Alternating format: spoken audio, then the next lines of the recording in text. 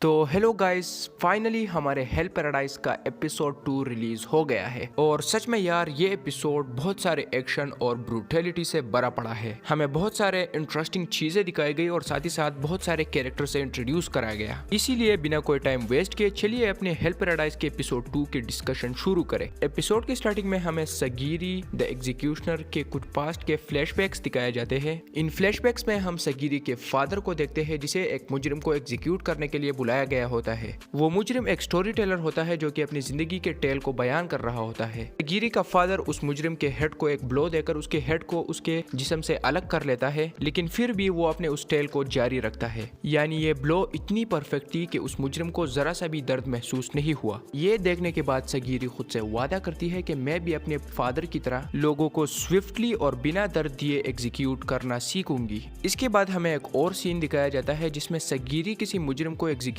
कर रही होती है। वो उस मुजरिम के सर पर एक वार करके उसके सर को अलग कर देती है और उसे एग्जीक्यूट कर देती है। और फिर हम देखते हैं कि सगीरी को कुछ विजन नजर आने लगते हैं। सगीरी को उस आदमी जिसको उसने अभी मारा था उसकी डेड बॉडी दिखाई देती है। सगीरी डर से भर जाती है और वो बहुत ज्यादा परेशान दिखती है। इसके बाद एक दूसरा एग्जीक्यूशनर सगीरी के पास आता है और वो उसे बताता है कि तुम्हारे स्वॉर्ड्समैनशिप में मुझे फियर दिख रहा है और अगर तुम इस तरह लोगों को मारने लगी तो तुम उन मुजरिमों को एक पेनफुल डेथ ही दे सकती हो। सगीरी उसे रिप्लाई में बताती है कि मैं अपने एग्जीक्यूशंस पर काम करूंगी और इसे बेहतर बनाऊंगी। के बाद हमें एक दूसरा सीन दिखाया जाता है जिसमें एक बार फिर सगीरी किसी मुजरिम को एग्जीक्यूट कर रही होती है और उसे भी एग्जीक्यूट करने के बाद सगीरी को दोबारा उन लोगों के डेड बॉडीज के विजन दिखने लगते हैं जिनको उसने मारा था। सगीरी बहुत ज्यादा परेशान होती है कि मैं आखिरकार किसी को बिना फियर और हेजिटेशन के क्यों नहीं मार सकती अपने वालिद की तरह, और वो खुद से पूछती है कि काश मैं किसी के जान ले सकती और वो भी बिना किसी फियर के। इसके बाद सीन शिफ्ट होता है और हमें प्रेजेंट टाइम दिखाया जाता है जिसमें हम देखते हैं कि बहुत सारे मुजरिमों को एक जगह पर इकट्ठा किया होता है और ये वही मुजरिम है जिनको ढूंढने के लिए एपिसोड 1 में शोगन ने ऑर्डर दिया था। सगीरी इन सारे क्रिमिनल्स की तरफ देखती है और बताती है कि ये लोग एक बहुत ही ज्यादा ब्रूटल क्रिमिनल है जिन्होंने बहुत सारे लोगों को मारा है। शोगन का आदमी इन क्रिमिनल्स को बताता है कि here are your secret orders, तुम सब लोग शिनसेनक्यो जाओगे और वहां से immortality granting elixir of life को ढूंढकर हमारे पास लाओगे और जो आदमी इस टास्क को पूरा करता है तो उसे उसके सारे क्राइम से पार्डन किया जाता है। ये सुनने के बाद वहाँ मौजूद सारे क्रिमिनल शॉक्ड रह जाते हैं। गिरी एक क्रिमिनल की तरफ देखती है और बताती है कि ये वो क्रिमिनल है जिसने बहुत सारे बच्चों और औरतों को मारा है और वो भी सिर्फ प्लेजर के लिए, और खुद से दोबारा पूछती है कि मैं क्या इस टाइप के इविल पर्सन को बिना किसी हेजिटेशन और फियर के आसानी से मार सकती हूँ। भाई मैं तुम लोगों को समझा लूं कि हमारे सगीरे को एक प्रॉब्लम है, वो किसी को भी बिना डरे नहीं मार सकती क्योंकि उसे किलिंग से डर लगता है। अगर वो अपने इस फियर को ओवरकम ना करे तो वो अपने फादर की तरह किसी को भी एक पेनलेस डेथ नहीं दे पाएगी। इसके बाद हमें गाबीमारू दिखाया जाता है जिसके पीछे एक क्यूट सी लड़की बैठी होती है और वो उसे बताती है कि क्या तुम गाबीमारू द होलो हो? मैंने तुम्हारे बारे में बहुत कुछ सुना है लेकिन पर्सनली तुम्हें देखने के बाद मैं डिसअपॉइंट हो गई हूँ। तुम साइज में बहुत छोटे हो, बहुत पतले हो और इसके साथ साथ तुम्हें गिरफ्तार भी किया गया है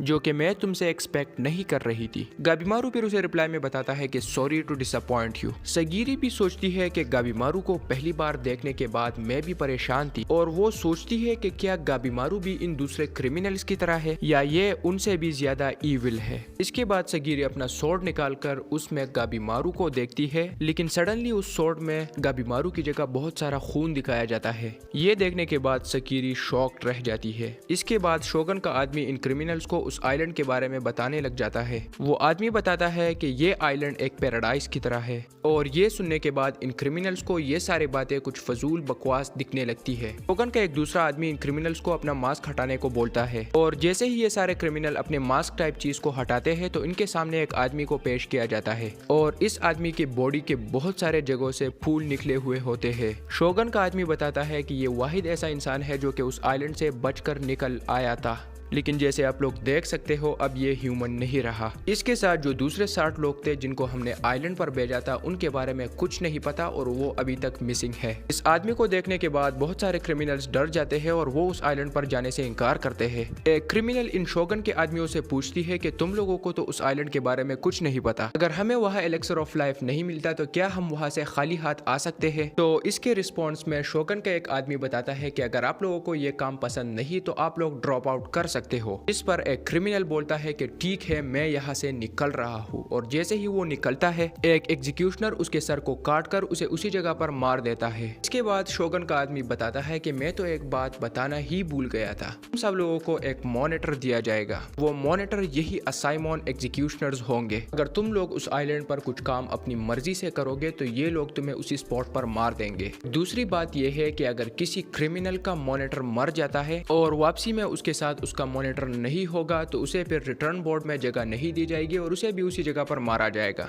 ये सुनने के बाद गाबीमारू सगीरी की तरफ देखता है और बताता है कि अच्छा, अब तुम्हें भी जिंदा रखना पड़ेगा। इसके बाद शोगन अपने एक आदमी को बुलाकर उसे कान में कुछ बताता है। शोगन का ऑर्डर मिलने के बाद वो आदमी उन क्रिमिनल्स की तरफ बढ़ता है और उन सबको बताता है कि हमारे शोगन ने ऑर्डर दिया है कि तुम लोग अपने नंबर्स को रिड्यूस कर लो। हम लोग तुम सबको उस आइलैंड पर नहीं ले जा सकते क्योंकि हमारे पास शिप में इतनी ज्यादा जगह नहीं है और साथ ही साथ हमारे पास एग्जीक्यूशनर की भी कमी है। इसीलिए हम लोग चाहते हैं कि तुम लोग अपने नंबर्स को रिड्यूस कर लो। ये सुनने के बाद एक येलो हेयर का लड़का उनमें से एक क्रिमिनल को मार देता है और फिर वो उन दूसरे क्रिमिनल्स को बताता है कि बेवकूफो, क्या तुम्हें समझ नहीं आ रहा? मैंने इन लोगों के सामने अपने एक आदमी को मार दिया और इन लोगों ने कुछ नहीं बोला, तो तुम लोग समझ सकते हो कि ये लोग चाहते हैं कि हम लोग एक दूसरे को मारे। और उसके बाद वो एक दूसरे क्रिमिनल के मुंह पर पत्थर मारकर उसे भी उसी जगह पर मार देता है। और उसके बाद शोगन का आदमी बोलता है कि बिल्कुल, तुम लोगों में से जो लोग सरवाइव करते हैं हम उन्हीं लोगों को आइलैंड पर भेजेंगे। इसके बाद सारे क्रिमिनल्स के बीच फाइट शुरू होती है और सारे लोग एक दूसरे को मारना शुरू कर देते हैं। इन सारे लोगों को एक दूसरे को मारते हुए देखकर शोगन बहुत ज्यादा खुश होता है और बताता है कि ऐसे सीन हर दिन देखने को नहीं मिलते।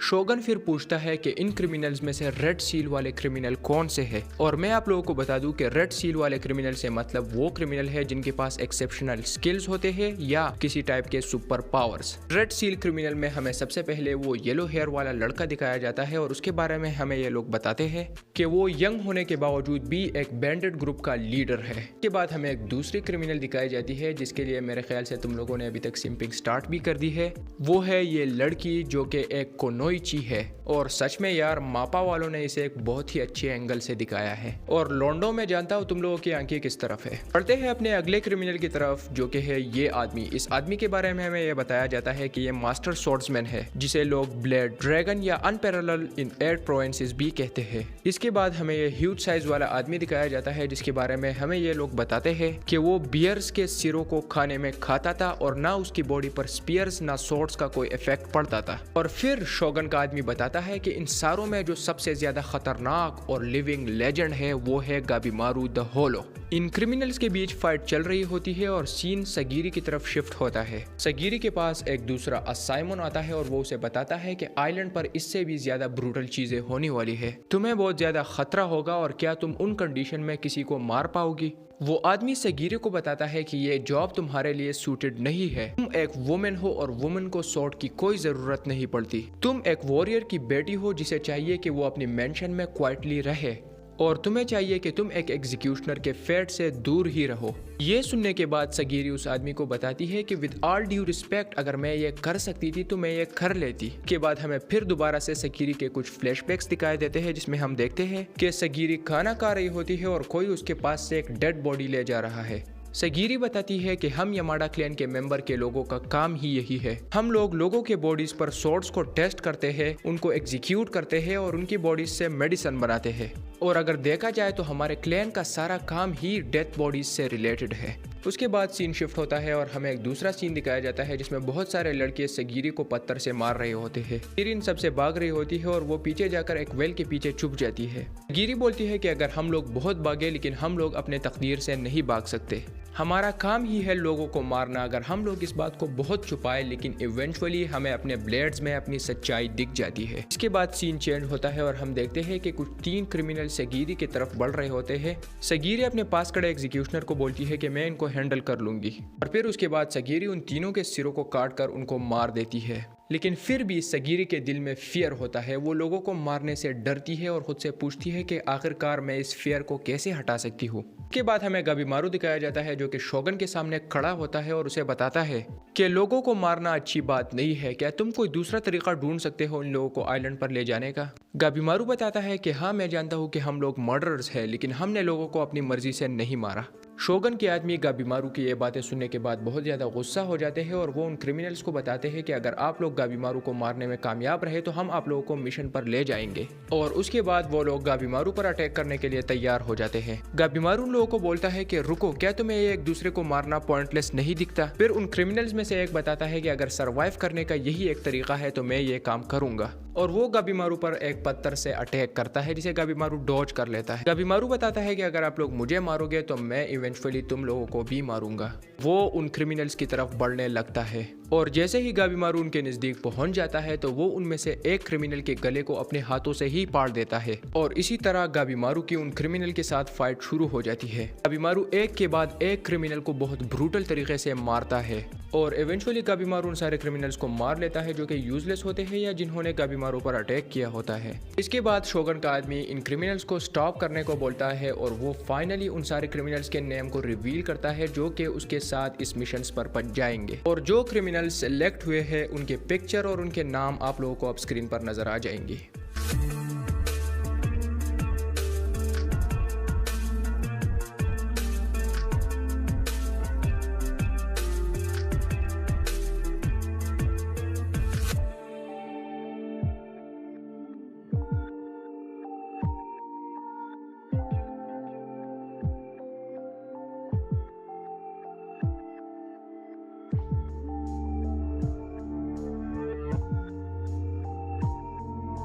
और आखिर में इन्हीं सेलेक्टेड 10 क्रिमिनल्स को हेल पैराडाइज ले जाया जाता है। आई होप तुम लोगों को ये वीडियो पसंद आई, इसीलिए चैनल को सब्सक्राइब करना ना भूलना और मिलते हैं आप लोगों के साथ नेक्स्ट वीडियो में। तब तक के लिए बाय बाय।